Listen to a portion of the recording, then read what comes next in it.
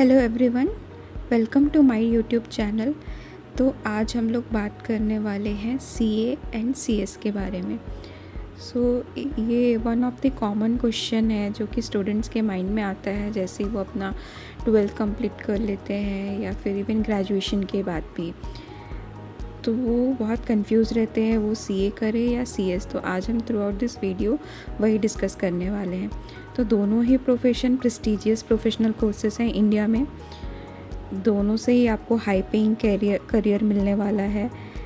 But आप ये choose कैसे करें ये डिपेंड करता है nature of work, lifestyle, exams and growth opportunities. आपको क्या चाहिए और ये दोनों में ही अलग अलग है।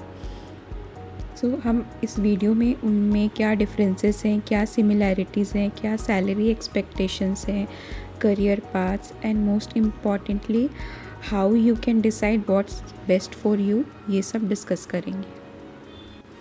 Just a basic introduction.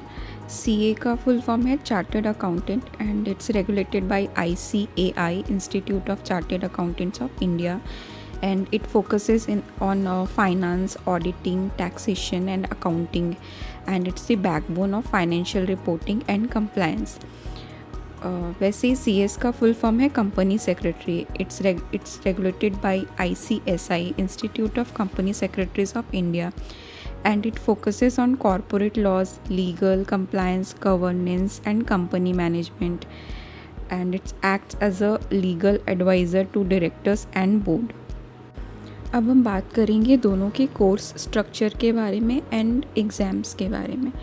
CA के लिए आपको 12th के बाद सीए फाउंडेशन का एग्ज़ाम देना होता है, देन इंटरमीडिएट, देन आपको 3 इयर्स की आर्टिकलशिप करनी है, उसके बाद ही आप फाइनल के लिए अपीयर हो सकते हो। इसका ड्यूरेशन अराउंड 4.5 to 5 इयर्स लग जाता है अगर आपने फर्स्ट अटेम्प्ट में क्लियर कर लिया तो। एंड ऑब्वियसली डिफ़िकल्टी लेवल थोड़ा हाई है। जो पासिंग परसेंटेज है at final stage is usually less than 10%। फिर सीएस की बात करें तो आपको 12th के बाद CSET का एग्ज़ाम देना होगा, देन एग्जीक्यूटिव का एग्ज़ाम, देन प्रोफेशनल का एग्ज़ाम। यहाँ पे भी आपको इंटर्नशिप करनी है और इंटर्नशिप का ड्यूरेशन है 21 मंथ्स। यहाँ पे ऐसा कंपलसरी नहीं है कि आपको जो इंटर्नशिप है वो फाइनल के पहले कंप्लीट करनी है। आप इवन फाइनल के लिए अपीयर होते हुए भी आर्टिकलशिप अपनी कंप्लीट कर सकते हो। इसका जो ड्यूरेशन है वो भी अराउंड 3 to 4 इयर्स लग जाते हैं अगर आपने फर्स्ट अटेम्प्ट में क्लियर कर लिया तो। आप ये जो मैंने बताया ये 12th के बाद का बताया। आप इवन ग्रेजुएशन के बाद भी अपीयर हो सकते हो। ग्रेजुएशन के बाद अगर आप सीए और सीएस करने जाते हो तो जो फर्स्ट स्टेज है लाइक सीए फाउंडेशन और CSET, तो वो आपको एग्जेम्प्ट हो जाएगा। आप डायरेक्टली सीए इंटरमीडिएट या सीए एग्जीक्यूटिव के लिए अपीयर हो सकते हो। सीएस का जो पासिंग परसेंटेज है वो रिलेटिवली थोड़ा सा ही बेटर है सीए से, अराउंड जो 15 to 20% रिज़ल्ट आता है एट ईच स्टेज। अगर हम नेचर ऑफ वर्क की बात करें सीए एंड सीएस के, तो सीए जो है वो प्रिपेयर करते हैं एंड ऑडिट करते हैं फाइनेंशियल स्टेटमेंट्स। उनका जो मेन फोकस रहता है वो direct taxes, GST, cost accounting, corporate finance and investment decisions पे रहता है। Then you can set up private practice या फिर आप वो फर्म्स और कंपनीज़ के साथ काम कर सकते हो। वर्क प्रेशर जो है वो usually audit and tax filing के टाइम पे थोड़ा ज़्यादा होता है। वैसे सीएस की बात करें तो सीएस का मेन फोकस रहता है कॉरपोरेट लॉज पे, companies act like SEBI rules, FEMA etcetera. And CS prepares minutes of the meetings, manages board processes, drafts, agreements, etc. And CS works as a compliance officer in listed companies. Work pressure जो CS का है वो AGM के time पे, company filings, mergers, इन सब time पे थोड़ा high रहता है। अब हम करियर अपॉर्चुनिटीज़ के बारे में बात करेंगे। तो सीए के लिए करियर अपॉर्चुनिटीज़ है, they can join big 4 firms like Deloitte, KPMG, EY, PwC। Designation अगर आप कंपनी में जा रहे हो तो आप चीफ फाइनेंशियल ऑफिसर की designation like CFO, internal auditor, tax consultant, ये सारे डेजिग्नेशन CA के लिए मोस्टली प्रेफरेबल होते हैं। या आप अपनी खुद की CA की प्रैक्टिस स्टार्ट कर सकते हैं, जो कि SMEs एंड स्टार्टअप्स में अभी ह्यूज डिमांड में है। CS के लिए लिस्टेड कंपनीज़ को तो एक फुल टाइम CS अपॉइंट करना मैंडेटरी है। वैसे ही एज़ पर कंपनीज़ एक्ट भी जिस कंपनीज़ का paid up share capital more than 10 crore है, उनको भी एक CS रखना मैंडेटरी है।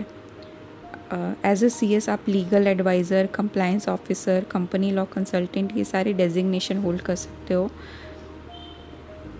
और बहुत सारे MNCs, law forms and even आप अपना खुद का इंडिपेंडेंट प्रैक्टिस भी स्टार्ट कर सकते हो। दोनों की इंटरनेशनल अपॉर्चुनिटीज़ भी काफ़ी अच्छी हैं, लेकिन आपको उसके लिए थोड़े एडिशनल कोर्सेज करने होंगे।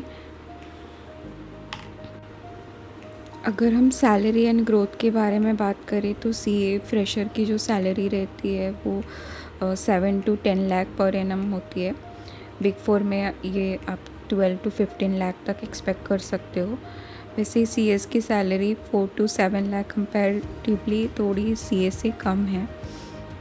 मिड लेवल पे फिर CA की salary 15 to 25 lakh per annum, वहीं CS की 10 to 20 लाख पर एनम है। अगर आप सीनियर लेवल की बात करो तो लाइक CFO और आप पार्टनर हो किसी फॉर्म में, तो you can expect 50 lakh per annum depending on your experience and expertise। वहीं CS में सीनियर लेवल पे लाइक आप और भी डेजिग्नेशन होल्ड कर रहे हो लीगल हेड की, देन आपकी सैलरी जो है 25 to 40 लाख पर एनम है। इवन इससे ज़्यादा भी है, डिपेंड करता है कंपनी की साइज़ पे। अब आप कैसे डिसाइड करोगे कि आपको CA चूज़ करना चाहिए या फिर CS?